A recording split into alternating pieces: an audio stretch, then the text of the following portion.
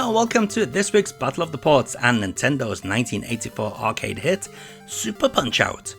As you most likely know, Super Punch-Out is the sequel to Punch-Out! And follows the same format while adding several new features and characters. Along with punching, blocking and dodging, players also have the ability to duck. Introduced into this game are a number of new characters to the Punch-Out series, including Bear Hugger, Dragon-chan, Vodka Drunkensky, what a name, whose name was changed to Soda Popsinski in the later releases, Great Tiger and Super Macho Man. The game was developed by Nintendo R&D 3, with development led by Genyo Takeda and Shigeru Miyamoto. In the original Punch-Out, the player assumes the role of a green-haired boxer, later recast as Little Mac in the 1987 NES version, who works through the ranks of the World Video Boxing Association. During matches, the player's boxer is viewed from the rear as a wireframe, so the opponents are visible to the player. The player must precisely time punches, dodges and blocks in order to defeat the opposing boxer. Hints are given as the opponent's next move by subdue eye changes, but the player must ultimately predict what moves the opponent will make and react appropriately. Mostly the opponent's eyes turn yellow before attacking, as well as winding up. Like in the previous arcade game, if the player loses, the opponent will glide up and laugh, with the stun animation and the neutral animation being reused. An unlicensed version of Super Punch-Out was released in 1985 for home computers in Europe, titled as Frank Bruno's Boxing. It was developed and published by Elite Systems. Instead of the wireframe boxer, real-life boxer Frank Bruno stars as the protagonist of the game.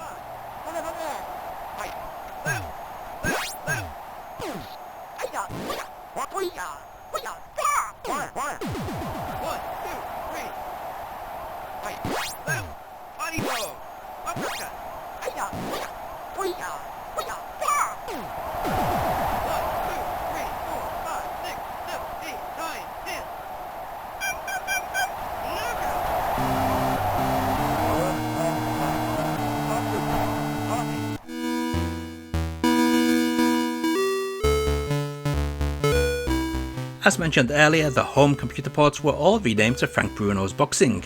This is the Commodore 64 version.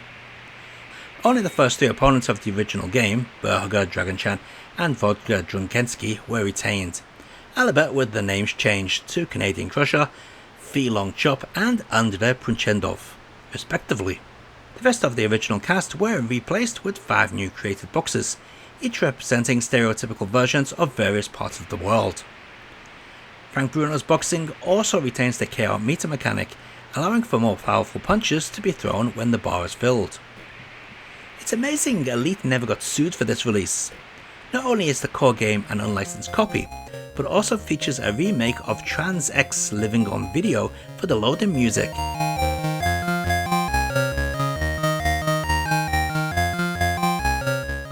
And the Rocky theme for the title music.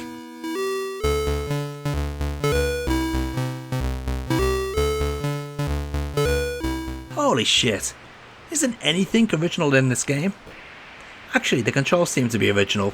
This version is either messed up or you really are supposed to be using 2 joysticks. One to direct your left and right punches, while the other one moves you about.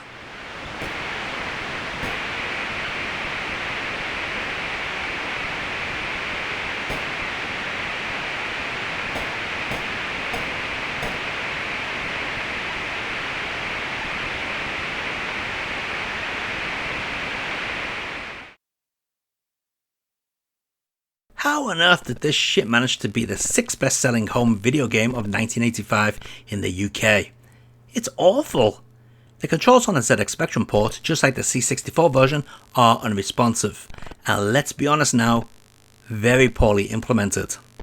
I'm trying this version with the keyboard to see if it's any more playable than it is with a joystick, and the answer is a very clear no.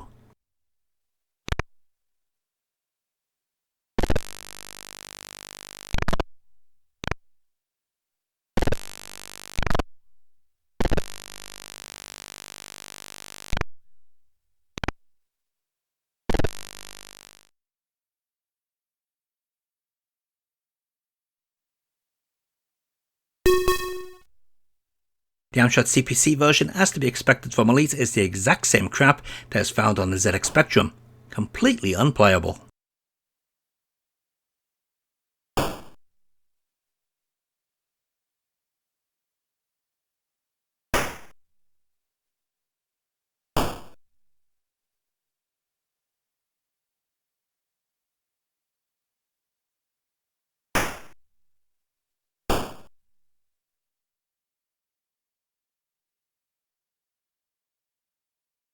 Two years after the other home computer ports, in 1986, Elite released a version for the Commodore Plus 4 C16 home computers. For those who don't know, the Commodore Plus 4 is basically an enhanced Commodore 16, and it was also my very first computer. Sadly, this is yet another one that I have no idea how to control. I can duck and dodge, but can I bollocks throw a punch? Keyboard and joystick controls seem completely dead.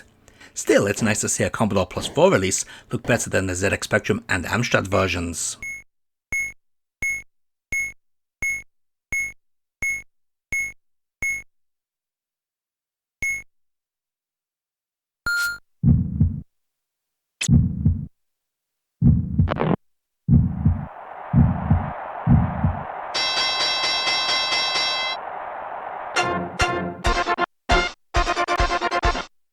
Released first in the US on October 24th, 1994, this is the Super Nintendo version of Super Punch Out, which is somewhat related to the arcade game as it features some of the same opponents and movesets from the arcade game.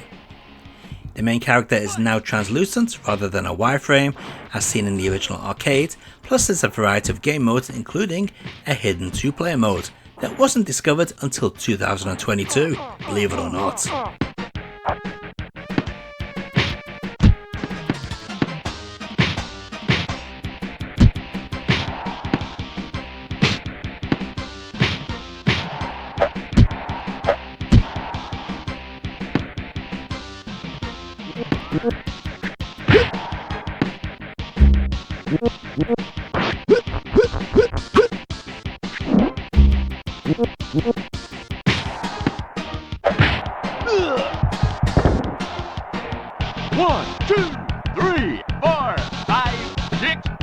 And let's take a look at all those versions of Super Punch Out running side by side.